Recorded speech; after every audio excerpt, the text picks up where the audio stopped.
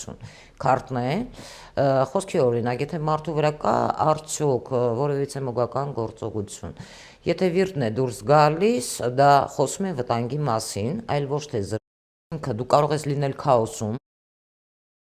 հաջողակ է դառնում, իսկ երբ որ գալիս են քեզ մոտ, ուժեր ունեն, սովորում են, մարդիկ կարող են դառնալ հաջողակ, այդ դեպքում իհարկե նաստավնիկն էլ ամեն ինչ նաստավնիկի մոտ, ինձ մոտ կարող է լավ լինել։ Տարոն մի էներգիա է, որտեղ մարդիկ երբ դիմում են քեզ, մարդիկ հասկանում են, որ սա մի էներգիա է, որտեղ դու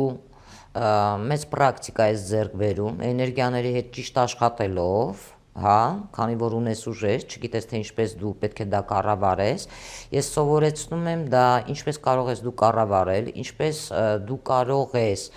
այս էներգիաների հետ աշխատել եւ տարուն կարող է քեզ դառնալ օգնական, շատ ինչ որ հարցերում դու կարող ես որպես նա քեզ օգնական, հա,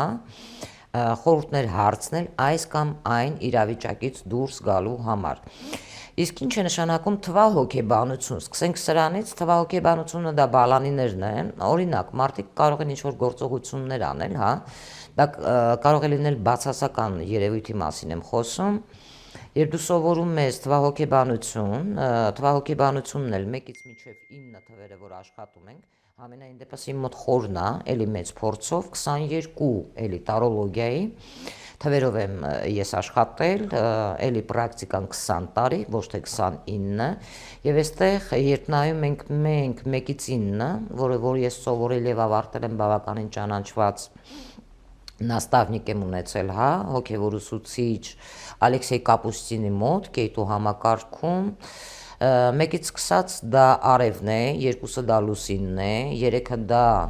համարում ենք մենք Վեներան, բայց այլտեղ դա այդպես չի համարվում, 4-ը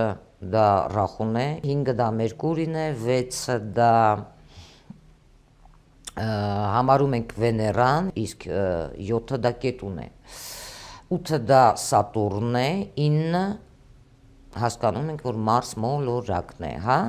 այս բոլոր էներգիաները մարդիկ կարողանում են արդեն սովորելուց հետո հասկանալ, թե այս կամ այն մարդիկ ինչու են որոշ գործողություններ անում, հա,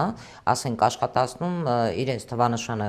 բացասական կողմով, իրենց կյանքը քաոս սարքելով եւ այլը։ Մենք կարողանում ենք դա հասկանալ այդ երևույթը եւ կարողանում ենք հետագայում, երբ որ մենք սովորում ենք, տալիս է թվագիտությունը, թվահոգեբանությունը քեզ այն, որ դու կարողանում ես բալանիները թվահոգեբանության, հա, մոլորակների հետ ճիշտ աշխատել, ոչ թե արդեն բացասական էներգիայի վրա դու նաև կարողանում ես օգնել քո ընտանիքի անդամներին, այն մարդկանց, ովքեր քեզ դիմում են, որպեսզի ծառայես այդ մարդկանց տալով օգուտ, հա, դրական էներգիա, որպեսզի մարդկանց կյանքերը փոխես, ինչպես դու կարող ես փոխել, օրինակ, տարո քարտերով, նույն թվագիտությունն է։ Էներգիաները թվահոգեբանության մի քիչ ուրիշ է, որովհետև այստեղ կա համատեղելիություն, նաև դու իմանում ես համատեղելիությունը սիրելիի հետ, արդյոք դուք համատեղելի եք, հա, կոնսուլտացիաների ժամանակ շատ դեպքեր ա եղել, որ ես զգուշացրել եմ, ինչ չեն լսել, տուժվել են։